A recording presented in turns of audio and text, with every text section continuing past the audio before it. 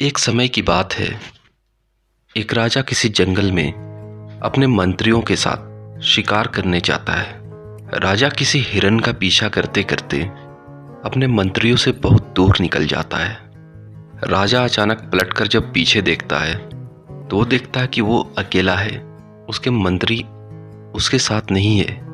राजा बहुत ही परेशान होता है और इधर उधर देखता है, लेकिन उसे कोई भी नजर नहीं आता। राजा बहुत ही परेशान होता है। गर्मियों का दिन था, धूप बहुत तेज थी। राजा को प्यास भी लगती है, लेकिन आसपास कोई भी पानी का स्रोत नहीं था। राजा की नज़र अचानक एक लकड़हारे पर पड़ती है। राजा लकड़हारे को आवाज़ देता है। राजा की आवाज़ सुनकर लकड़हारा राजा के पास जाता है। वो लकड़हारा राजा की वेशभूषा देखकर ही समझ जाता है कि ये राजा है। वो आदर के साथ राजा को प्रणाम करता है और कहता है, कहिए क्या मैं आपकी सेवा कर सकता हूँ। राजा कहता है, मुझे बहुत ज़ोरों की प्यास लगी है, पहले तो मुझे पानी दे दो और फिर मुझे इस जंगल से बाहर निकलने का रास्ता बता दो। लकड़हारा राजा को पानी देता है और फिर उसे अपने साथ जंगल से बाहर निकलने का रास्ता बताता है। राजा उस लकड़हारे से बहुत ही खुश होता है और उससे कहता है, तुम कल दरबार में आना, तुम्हारे लिए बहुत ही अच्छा उपहार है।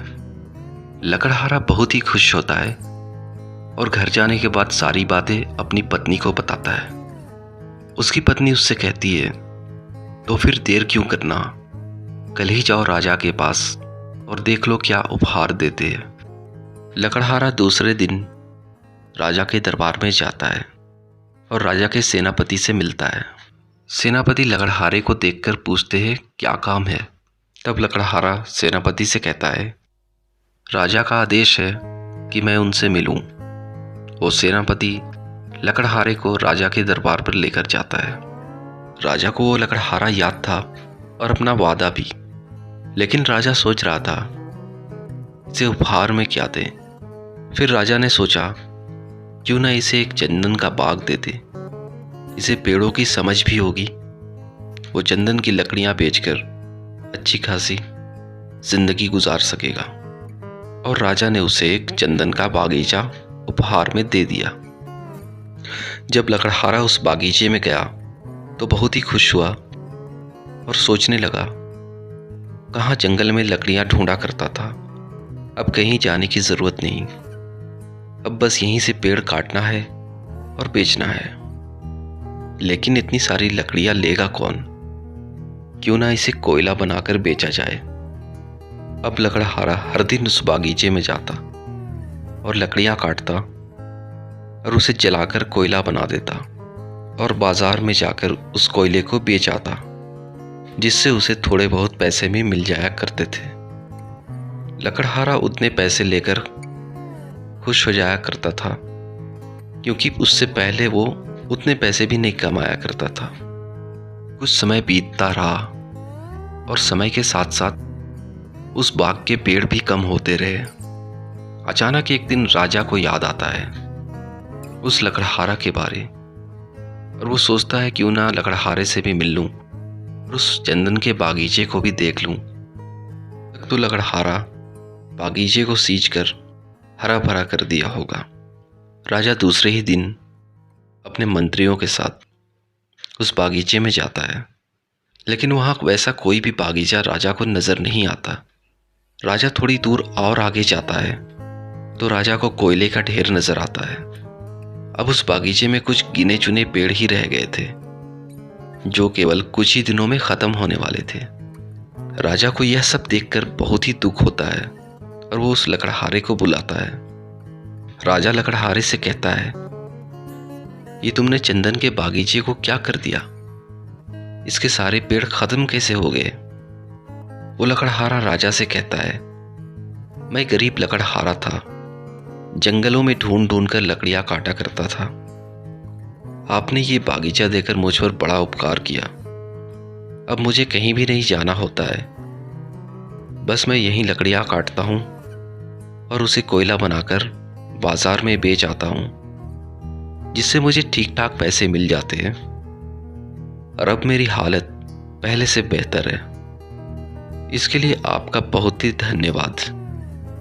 राजा लकड़हारे से कुछ भी नहीं कहता, बस पास में रखी एक चंदन की छोटी सी लकड़ी को उठाता है और उस लकड़हारे के हाथ में देते हुए कहता है, इस लकड़ी को लेकर अभी बाजार में जाओ और इसे बेच आओ और आकर मेरे से तुरंत मिलना, मैं यहीं तुम्हारा इंतज़ार कर रहा हूँ। लकड़हारा बाजार में जाता है और जब वो छोटी सी चंदन की लकड़ी को बेचता है तो उसे उस कोयले से हजारों गुना ज़्यादा पैसे मिलते हैं। उसी समय उस लकड़हारा की आंखें खुल जाती है और उससे अपने किए पे बहुत ही पछतावा होता है। वो फौरन राजा के पास दौड़ता हुआ आता है और राजा के कदमों में गिरकर रो पड़ता है और कहता है, आपने तो मुझे सोने का बागीचा दिया था, लेकिन मैं इसे लोहे के भाव में बेचता रहा। और राजा से क्षमा मांगने लगता है। लेकिन अब पछताने से क्या फ़ायदा, अब बागीचे के सारे पेड़ कट चुके थे। फ्रेंड्स, ये कहानी न किसी राजा की है, न किसी चंदन के बागीचे की और न किसी लकड़हारे की। ये कहानी है हमारी और आपकी जिंदगी की, इस अनमोल जिंदगी की, जिसमें चंदन का बागीचा हमारा शरीर है और वो चंदन के पेड़ हमारी सांसें, जो हर रोज समय के साथ कम होती जा रही है। हम खुदा की दिए हुए इस बेशकीमती जिंदगी का वैल्यू नहीं समझ रहे। हम बस इसे हसद में, जलन में, गुस्से में और ना जाने कितनी बेकार की चीज़ों में अपनी कीमती सांसें बर्बाद किए जा रहे हैं। जिस तरह से चंदन की पेड़ खुशबू फैलाने के लिए थी, ठीक उसी तरह हमारी ज़िंदगी भी दूसरों के लिए खुशियाँ ला सकती है, खुशबू फैला सकती है। लेकिन हम अपनी ज़िंदगी की, अपनी सांसों की कीमत नहीं समझ रहे और उसे वेस्ट कर रहे हैं। अपनी ज़िंदगी को अच्छे काम में लगाए, अपनी एक एक सांस को अच्छे काम में लगाए, जिससे आपका भी भला हो और दूसरों का भी। फ्रेंड्स, अगर ये मेरी वीडियो आप लोगों को अच्छी लगी हो तो प्लीज़ मेरे चैनल को सब्सक्राइब करें और बेल आइकन दबाना बिल्कुल भी ना भूलें, ताकि मेरी लेटेस्ट वीडियो आप तक पहुंच सके, और मेरे वीडियो को भी लाइक करें। Thank you.